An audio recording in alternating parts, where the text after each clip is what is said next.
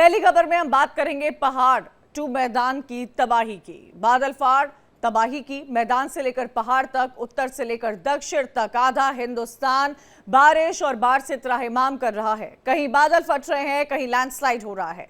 Landslide और मलबे का प्रहार हर तरफ नजर आ रहा है। वहीं दूसरी खबर में बात करेंगे सीएम रेखा गुप्ता की। दिल्ली की मुख्यमंत्री रेखा गुप्ता पर हाल ही में हुई जन सुनवाई के दौरान हुए हमले के मामले में पुलिस ने एक और आरोपी को गिरफ्तार कर बड़ा खुलासा किया है। अब तक की पूछताछ में हुए खुलासे के मुताबिक आरोपी राजेश लगातार अपने दोस्त से संपर्क में था। तीसरी खबर में बात करेंगे ओडिशा की।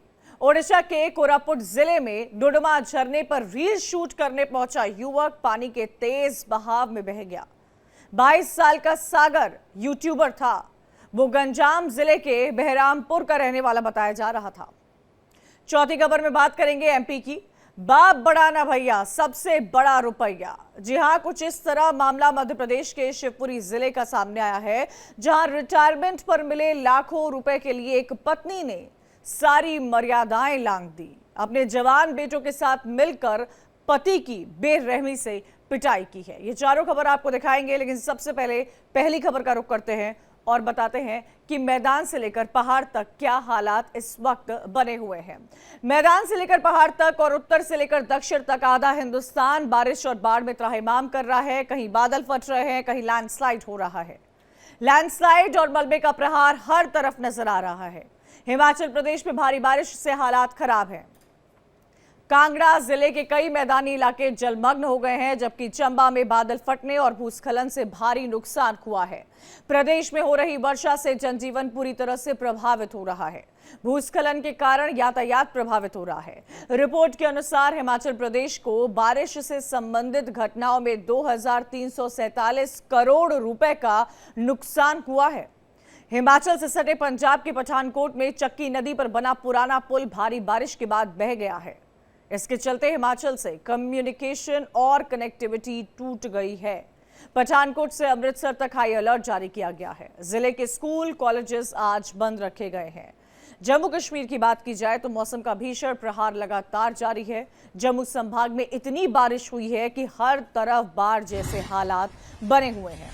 भारी बारिश के चलते प्रशासन ने आज जम्मू समेत 10 जिलों के स्कूल को बंद करने का निर्णय लिया है। मौसम विभाग ने अगले 2 दिन बादल फटने और लैंडस्लाइड का अलर्ट जारी किया है। उत्तर भारत में मूसलाधार बारिश से हालात बिगड़ गए हैं। बात अगर राजस्थान की करें तो इस बार मॉनसून का कहर देखने को मिल रहा है। भारी बारिश के बाद बाढ़ आ गई है। कई जगह सड़कें टूट गई है, रास्ते बंद हो गए हैं। राजस्थान में मूसलाधार बारिश के बाद हर तरफ पानी ही पानी नजर आ रहा है। सड़क मार्ग से लेकर रेल मार्ग तक हर जगह आवागमन प्रभावित हुआ है। बारिश के बाद कई जिलों में बाढ़ जैसे हालात हैं। सैकड़ों कच्चे पक्के घर जल सैलाब में समा गए हैं। लगातार बारिश हो रही है। विशेष रूप से कोटा, बूंदी, सवाई माधोपुर के निचले इलाकों में पानी का खासा असर देखने को मिल रहा है। सब इलाके जलमग्न हो गए हैं। बारिश को लेकर मौसम विभाग के अलर्ट के बाद राजस्थान के करीब 20 जिलों के स्कूल कॉलेज में बच्चों के लिए अवकाश घोषित किया गया है। सीकर में भारी बारिश से हालात बिगड़ गए हैं। सड़कें पानी में लबालब हो गई हैं। सीकर 2 दिनों से लगातार हो रही बरसात से झुंझुनू सड़क मार्ग पूरी तरह से बंद हो गया है। नवलगढ़ पुलिया के पास करीब 4 फीट जलभराव के चलते दुकानों और घरों में पानी घुस गया है। शहर के बस स्टैंड समेत कई कॉलोनियों में जलभराव होने से लोग परेशान हैं, परेशानियों का सामना कर रहे हैं। बिहार की बात की जाए, बिहार के जहानाबाद में लगातार बारिश होने से मोरहर और दरधा नदी उफान पर है। शकुराबाद, जाफरगंज ये दोनों पुल और बाढ़ का पानी चढ़ जाने से आवागमन बाधित हो गया है। लोग जान जोखिम में डालकर सड़क और पुल पार कर रहे हैं। हादसे का खतरा लगातार मंडरा रहा है।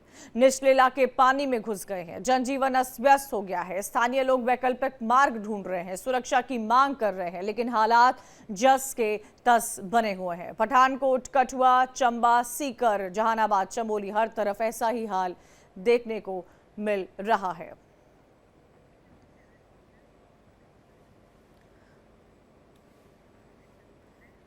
और इसी पर जानकारी लेंगे। प्रदीप हमारे साथ हरिद्वार से जुड़े हुए हैं, रमन जम्मू से जुड़े हुए हैं। सीधा प्रदीप का रुख कर ले रहे हैं। प्रदीप, इस वक्त हरिद्वार में क्या हालात है? हरिद्वार के साथ साथ ऋषिकेश, चमोली, उत्तराखंड की क्या तस्वीरें देखने को मिल रही है? कौन सी जगहों पर अलर्ट जारी किया गया है? किन जगहों का संपर्क टूट गया है? गाँव का शहरों से क्या संपर्क टूटा हुआ है? क्या एडवाइजरी जारी की जा रही है? मौसम का मिजाज कैसा है आज? जी बिल्कुल, मैं आपको बता दूं, ये वर्ष जो उत्तराखंड के लिए कहीं ना कहीं बाढ़ और बारिश ने आफत ला के रख दिया है। अभी हम हरिद्वार की अगर बात करें तो मैं आपको दिखाता हूं कि अभी हम लाइव हरिद्वार के घाट पे खड़े हुए हैं, जहां पर लगभग आज से, अगर आप पहले की बात करें तो लगभग अभी यहाँ से 5 फुट नीचे तक का जो पानी है वो रहा करता था। गंगा जी इस समय जो है चेतावनी लेवल को है उन्होंने पार कर दिया है। अगर हम बात करें सिंचाई विभाग की तरफ से तो लगातार एडवाइजरी और हमारे साथ जम्मू से रमन भी जुड़े हुए हैं। रमन का रुख कर लेते हैं। रमन, क्या जानकारी मिल पा रही है? जम्मू के क्या हालात हैं इस वक्त? मौसम का मिजाज कैसा है? कौन सी वो जगह है जिनका शहरों से संपर्क टूट गया है? कहां कहां पर अलर्ट जारी किया गया है? देखिए कंचन, न केवल जम्मू कश्मीर बल्कि पूरा उत्तर भारत जो है इस समय बाढ़ और बारिश की चपेट में नजर आ रहा है। इवन हम ये कह सकते हैं कि आधा हिंदुस्तान, चाहे मध्य भारत हो चाहे पश्चिम भारत हो, वो वहाँ पर लगातार मौसम की बेरुखी की मार लोगों को झेलनी पड़ रही है। और जम्मू कश्मीर में पिछले 24 घंटों से लगातार जिस तरीके से बारिश हो रही है, यानी कि कल सुबह करीबन 4 बजे के आसपास में ये बारिश की शुरुआत हुई थी। कल पूरा दिन बारिश रही, जिससे पूरा जम्मू शहर जो है वो जलमग्न होता हुआ दिखाई दिया। हर जगह जल भराव की समस्या से लोगों को दो चार होना पड़ा। जो निचले इलाके हैं वहां पर तो हालात इतने ज्यादा बद से बदतर हो गए थे कि नाले पूरी तरीके से ओवरफ्लो हो गए और लोगों के घरों के अंदर करीबन 2-2, 3-3, 4-4 फुट तक पानी जो है वो घुस गया। और ऐसे में जो विधायक थे वो भी बाहर निकले, जो प्रशासन के लोग हैं वो भी बाहर निकले ताकि राहत और बचाव का कार्य जो है वो किया जा सके। जम्मू की एक बात अच्छी है कि यहां पर अगर बहुत ज्यादा बारिश या बाढ़ आती भी है तो पानी बहुत ज्यादा देर तक टिकता नहीं है। पानी आता है, तबाही मचाकर आगे निकल जाता है। वैसे ही कल तस्वीरें जो है वो देखने को मिली। हमने देखा कि आईआईएम का जो हॉस्टल था वहां पर पूरी पहली मंजिल जो है वो पानी में डूब गई और 50 से ज्यादा जो छात्र वहां पर रहते थे वो उसमें फंस गए। और उसके बाद वहां पर एसडीआरएफ की टीम को बुलाकर बाकायदा वहां रेस्क्यू ऑपरेशन जो है वो चलवाना पड़ा। अब बात करें जिस तरीके से जम्मू पठानकोट नेशनल हाईवे पर जो शहर खड्ड है वहां पर एक बड़ा पुल बना हुआ था जो NH-44 को के जरिए जो है जम्मू और पठानकोट को जोड़ता था, वो पूरी तरीके से सिंक कर गया। चक्की में जो पंजाब और हिमाचल को आपस में जोड़ता है, चक्की नदी के ऊपर जो पुल बना हुआ है वो ताश के पत्तों की तरह ढह गया। इसके साथ साथ में अगर हम देखें तो रियासी से लेकर सलाल को जाने वाला जो रास्ता है वो बंद पड़ा हुआ है, क्योंकि एक बहुत बड़ी लैंडस्लाइड जो है वहां पर आई हुई है। उधमपुर में बात करें तो उधमपुर में एक लैंडस्लाइड से एक पेट्रोल पंप जो है वो बुरी तरीके से क्षतिग्रस्त हो गया है। इसी तरीके की तमाम तस्वीरें जो हैं वो जम्मू कश्मीर के अलग अलग कोनों से आ रही है और अभी यहां पर राहत मिलती हुई नजर नहीं आ रही है, क्योंकि मौसम विभाग ने फिर एक मैसेज और अलर्ट जारी करते हुए कहा है कि आने वाले 40 घंटे जो हैं वो जम्मू के करीबन 9 डिस्ट्रिक्ट के बारे में, जिसमें राजौरी, पुंछ, रियासी, उधमपुर, डोडा, किश्तवाड़, कठुआ, सांबा, जम्मू जो इलाके हैं, इन इलाकों में मध्यम से भारी दर्जे की बारिश जो है वो देखने को मिल सकती है। रमन, इस बार के मानसून की अगर बात की जाए, इस बार के मानसून की अगर बात की जाए तो सिर्फ पहाड़ ही नहीं, मुझे लगता है मैदानी इलाके भी बहुत प्रभावित नजर आए हैं। चाहे आप राजस्थान देख लीजिए, आप मध्य प्रदेश देख लीजिए, क्या हालात वहां पर हुए हैं, लोग कितने परेशान हुए हैं। जम्मू से लेकर MP तक, राजस्थान, पंजाब, लोग परेशान हो रहे हैं, किसान परेशान हो रहे हैं।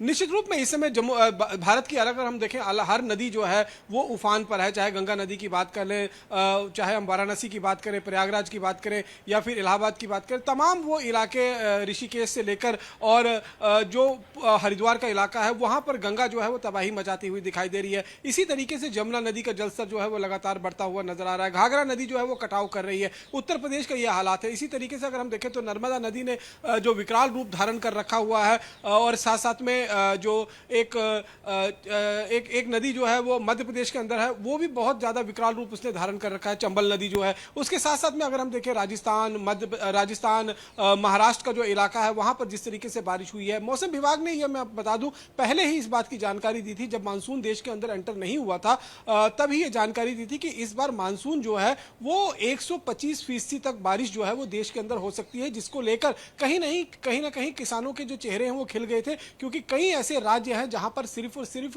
बारिश के चलते ही वहां की खेती बाड़ी जो है संभव हो सकती है, लेकिन इतनी ज्यादा बारिश हो जाएगी कि बारिश में डूबकर ही फसल तबाह हो जाएगी, बर्बाद हो जाएगी, ये किसी ने नहीं सोचा था। और इस समय पूरे देश की अगर हम आकलन करें तो 150% से ज्यादा बारिश जो है वो हो चुकी है और लगातार नदी नाले अभी भी पूरी तरीके से उफान पे हैं। इसीलिए जो प्रशासन है उसने भी बाकायदा एडवाइजरी जारी की है कि नदी नाले के किनारे कोई ना जाए, तो क्योंकि पंजाब, लगातार कटाव हो रहा पठानकोट, है। जम्मू, राजस्थान, एमपी, मुंबई, हर तरफ कुछ ऐसे ही हालात मॉनसून से देखने को मिल रहे हैं। शुक्रिया रमन जानकारी देने के लिए। आगे बढ़ते हैं, अगली खबर दिल्ली से आ रही है। दिल्ली की सीएम रेखा गुप्ता पर हुए हमले के मामले में पुलिस ने बड़ी कार्रवाई करते हुए आरोपी राजेश के दोस्त तहसीन को भी गिरफ्तार कर लिया है। तहसीन को राजकोट से पकड़ा गया है, पूछताछ के लिए दिल्ली लाया गया था। पुलिस जांच में यह सामने आया है कि आरोपी राजेश लगातार तहसीन से संपर्क में था और उसी ने राजेश की मदद के लिए पैसे भी भिजवाए थे। जानकारी के मुताबिक सीएम आवास पहुंचने से पहले राजेश सुप्रीम कोर्ट भी गया था, लेकिन कड़ी सुरक्षा देखकर वापस लौट आया है। शालीमार बाग स्थित सीएम आवास पहुंचा है। सूत्रों के मुताबिक राजेश ने मुख्यमंत्री पर चाकू से हमला करने की साजिश रची थी। हालांकि सुरक्षा कर्मियों की सतर्कता को देखते हुए उसने सिविल लाइन इलाके में ही चाकू फेंक दिया। फिलहाल पुलिस तहसीन से भी पूछताछ कर रही है। तो आपको बता दें कि रेखा गुप्ता पर जो हमला हुआ है उसमें बड़ा खुलासा हुआ है। ज्यादा जानकारी के लिए रुक करेंगे हमारे संवाददाता पंकज का। पंकज, क्या जानकारी मिल पा रही है? दूसरी गिरफ्तारी हुई है और इस दूसरी गिरफ्तारी के बाद कई बड़े खुलासे हो रहे हैं।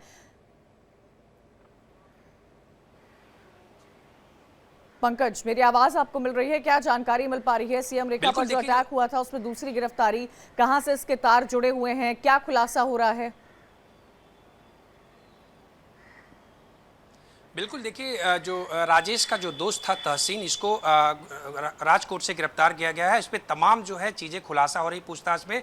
ये जो है ये भी डॉग लवर्स बताया जा रहा है और इसकी और राजेश की लगातार बात हो रही थी। जैसा कि सीसीटीवी में साफ तौर पर देखा गया था, दोनों से लगातार बातचीत हो रही थी, दोनों प्लानिंग कर रखे थे। यहाँ तक जानकारी मिली है कि दोनों कह रहे थे कि कुछ भी हो जाए लेकिन हम पीछे नहीं हटेंगे। इन तमाम तरह की बातें ये लोग आपस में कर रहे थे, जिसको लेकर के लगातार अगर दिल्ली पुलिस का देखा जाए, दिल्ली पुलिस जिस तरह से जाँच कर रही है, अहम खुलासे होते जा रहे हैं। लेकिन इसमें एक चीज और आया है खुलासा राजेश से पूछताछ में और तहसीन से पूछताछ के बाद आया है कि ये लोग जो है चाकू से वार करने के फिराक में थे सीएम पर, लेकिन चाकू नई दिल्ली रेलवे स्टेशन के पास से, जो सूत्र बता रहे हैं जानकारी के अनुसार, सब्जी की दुकान से इसने उठाया था। लेकिन सुरक्षा कड़ा व्यवस्था देख करके ये चाकू जो है रास्ते में ही कहीं फेंक देता है, उसके बाद वहां पहुंचता है और जाकर के इस तरह की वारदात को अंजाम देता है। लेकिन इस पूरे मामले में उसने जो बताया, उसको टीम जो है लगातार लेकर के उस जगह पर गई, चाहे वो सुप्रीम कोर्ट हो जहां पर चाकू बताया। लेकिन अभी तक दिल्ली पुलिस को चाकू बरामद नहीं हुआ है कि क्या ये चाकू इसने सच में वहां से लिया था या इस जगह पर फेंका था या मनगढ़ंत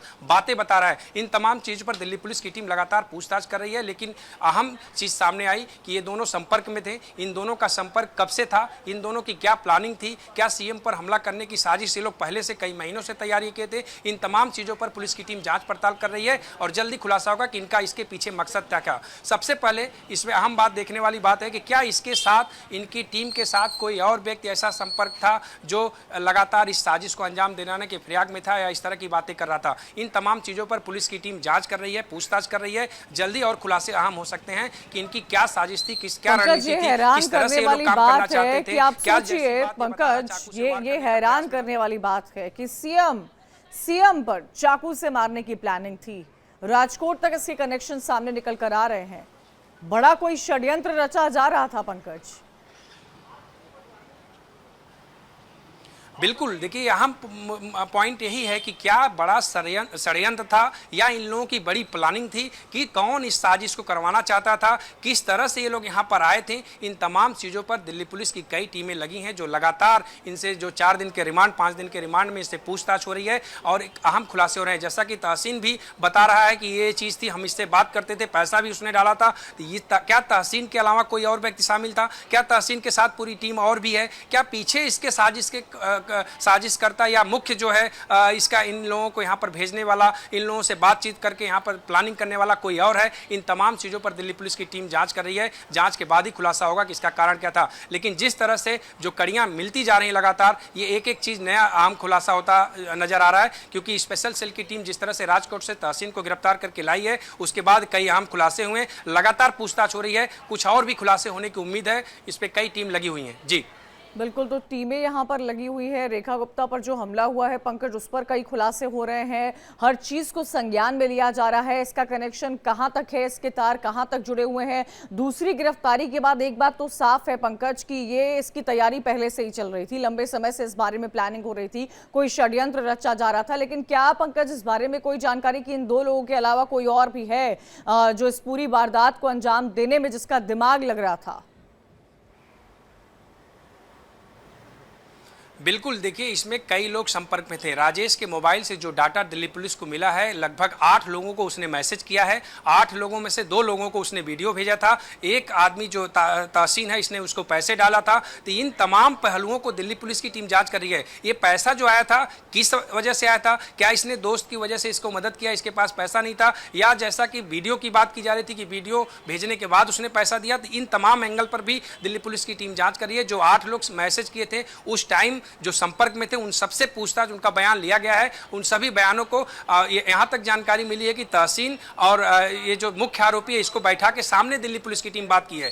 दोनों के बातचीत में भी खुलासे हुए हैं, उन पर भी टीम जो है लगातार जांच कर रही है।